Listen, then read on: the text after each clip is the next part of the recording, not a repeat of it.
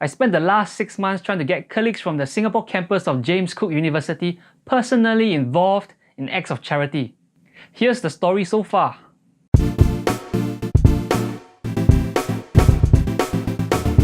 After having worked at JCU for about 18 months, I came to the realization that a lot of the corporate giving by the university was in the form of buying tables at charity dinners, or sending students out to charity events as volunteer labour or skilled labour, such as performing for gigs at charity concerts. I mean, it's great that the university is paying for tables at these charity dinners, but I felt that it was lacking in actually getting staff personally involved in the acts of giving. Sure, staff would go for charity dinners, but let's be honest here.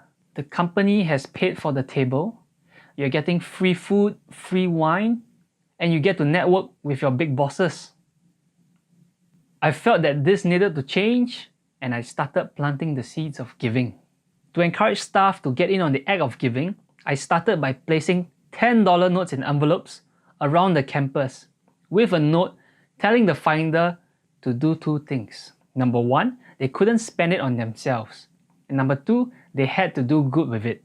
So a colleague actually donated some of the money to the Singapore Heart Foundation, while others like Dr. Jose Domingos spent it on chocolates and sweets for the security guards and cleaners working on campus on Christmas Eve.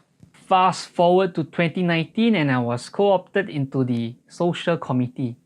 So the committee seems like an extension to the HR department organizing social activities, which usually end up being about food and drink.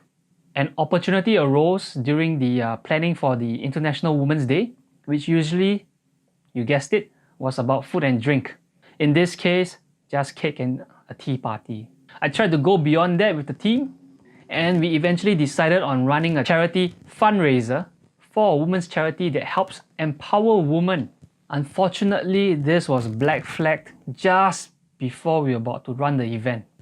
But sometimes you have to be a little naughty. A few of us in the committee came together as individuals with no support from the university and created a fundraising page on the giving.sg site. We tapped on our own resourcefulness to get colleagues, friends, and family to donate, and eventually hit our fundraising target of $500. Building on that success, I gathered a team of more outdoorsy colleagues, folks who don't mind being in the sun, take part in the Paddle for Good event, a fundraising dragon boat event where $50 was raised for every 500 meters we rode on a dragon boat. Being a really new team with people who have never been in a dragon boat before, I only committed 4 laps or 2,000 meters.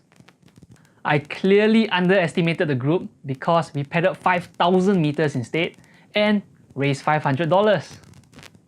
So why do all this? I guess I'm doing all this because I'm a typical millennial. I want my company to positively influence the community and society in general. But that doesn't mean there's no real benefits to the company though. Given that millennials like myself are a generation famous for quickly leaving jobs that are not aligned with their expectations or values, becoming actively and authentically involved in the community is going to have a positive side effect on talent retention. #talent retention, #employer branding.